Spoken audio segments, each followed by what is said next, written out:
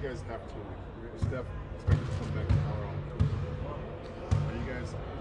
How do you take the same? You change the mindset with him back? Do you not change it? I mean, what's the approach having another weapon here? Well, it's exciting. I'm excited. I feel like a fan. I can't wait to see him out there. You know, especially knowing Steph. I know it's been killing him. He's great at holding his emotion, but I know he's been dying to get out there. And he looks ready as ever. And the mindset is about not relaxing. It's about just staying locked in. I mean, it's the playoffs. It's easier said than done, but just because Steph's coming back doesn't mean we can relax. We were playing on edge since he's been gone because you can't really make up for his production, and you got to be even tighter because he can't bail us out, and that's great. But just pretend like I mean, it's hard to sustain that, but just don't relax. It's that simple. Have you had to, 6 games into the playoffs, have you had to alter any parts of your game because he's not there? You're used to having him there. I mean, what have you had to kind of adjust a little bit? I don't think I've had to adjust much, other than the fact that I probably got to work a little harder for shots, be more patient, because when Steph's on the floor, I get a lot more, you know, just catch and shoot opportunities from the wing instead of having to come off a bunch of screens. So I've gotten better since he's been out. Now he's coming back. I expect, you know, 2 or 3 more just wide open looks, which is always welcoming. And yeah, so I've had to adjust more since he's been out than rather than him coming back. We've been playing together for so long. We got good chemistry, so that's easy. But Steph is Steph alike. When you look at the game against Orleans years ago and this season, with the Memphis game, with how he didn't miss a beat, what is it about his makeup that allows him to do that right off the jump? You guys don't see it, but when he is hurt, it's not like he's relaxing. He still attacks his workouts. He still does all the stuff that sucks, which is conditioning, just laying on the training table, being there for hours, getting work done.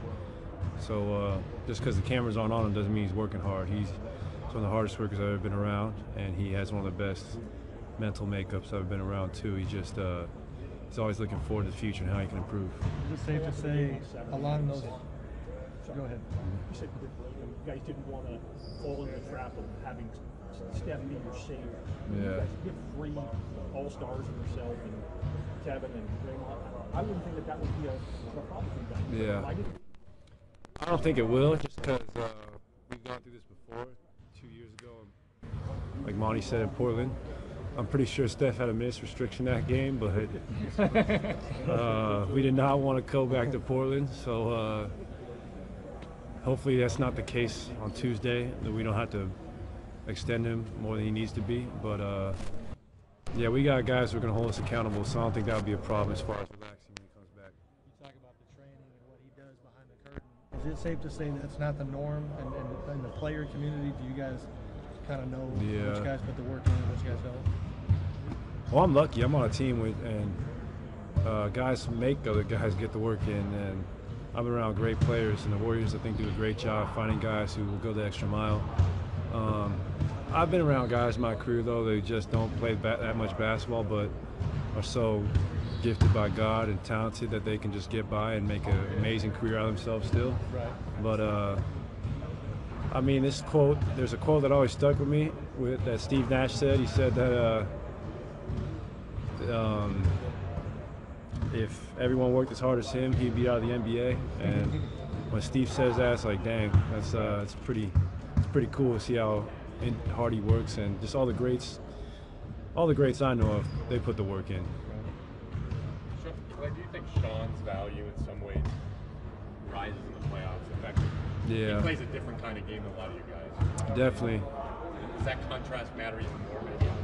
I think so, just because the league's we're shooting so many threes nowadays, and Sean's kind of a throwback type of player where he's just a mismatch nightmare, and he's a natural point guard. He has been since he was in high school, and he has a great calmness about him when he plays. And he's, like I said, he's a mismatch on the offensive end, and his ability to defend at almost every position on defensive end is huge.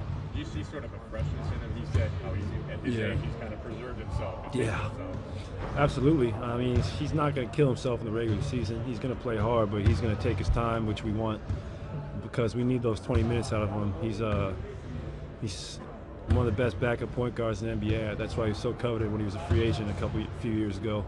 And you're going to see the best of him in the playoffs, because it's not like he's saving for the playoffs, but he's definitely pacing himself to that point. Klay, with this situation in Utah, when Russ got into it with the fan, this discussion has come up again where players and fans and the way that people in the crowd behave themselves. You've been through some of that stuff. What's your opinion of where that's at, whether or not the league needs to change things? I mean, how big of a problem is that? Honestly, I think security's done a good job of taking care of fans who have been out of line, because we can say stuff to fans, but as long as you leave their children and their families out of it, it's fine. They can attack our character, they can talk mess about us, but just as long as they don't go out of bounds with using people's children and their families, that's just over the line. And have you heard that?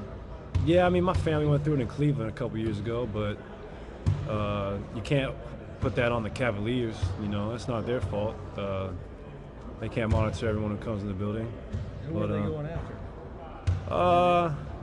It didn't matter. It would be my mom. It would be my big brother, who has a quick temper. It would be my friends, but it's not a big deal. I mean, it's unfortunate, but it's hard. It's a really hard thing to monitor. Right. Tough to keep your cool too? For me, no, because I'm paid to go out there and play. So if I was doing it for free, that'd be a problem. But I'm paid to go out there and be yelled at. It's sporting. Well, the NBA is an entertainment entity, so people have long days at work, I understand, and when they come to a basketball game, they want to let out their frustration and root for their team to win. So I used to be that kid growing up, so I see both sides, but I would never try and cross the line. I would say something about your game. I want to say something about your family or your looks or anything. Was that similar sort of with Milwaukee this year, the fan? Sort of what you Oh yeah, you just yell some. I mean, when you start name calling and calling someone bad words, that's not cool. But if you say something like "you suck," "your game's terrible," that's not a big deal.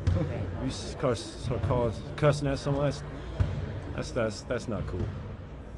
When you guys lost, especially when you're face to face. If it's from distance, it's not a big deal. Right. Yeah. When you guys lost Game 4 in the last round, you had brought up a 300 pass goal that you guys have had for a couple of years. I wonder for you, like, when did you start becoming a believer in that idea and have that be something that you were paying attention to every single time out?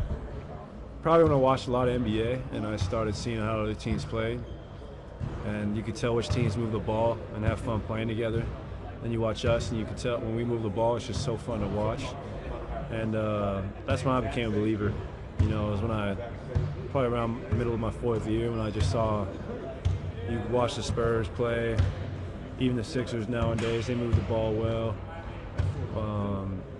Us, when teams just, and that thing's contagious. I mean, Utah's been doing it.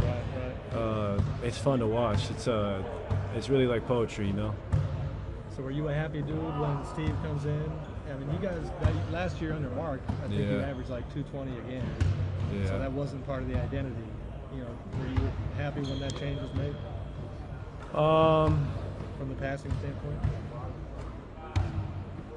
I mean, I know what Steve was doing first, but I was a believer early on after I was into it and saw the results. And he just brought up a good point. We do dribbling drills every day, and he would just stop the drill, middle of the drill, and say, look around. Literally every man on this team can do this. That's not the case for every team. So trust your teammates and just make the extra pass. It's going to come out in the wash, and we'll be successful. That's what I started believing. You working with Steph. What do you notice as far as Shark, bud! Yes!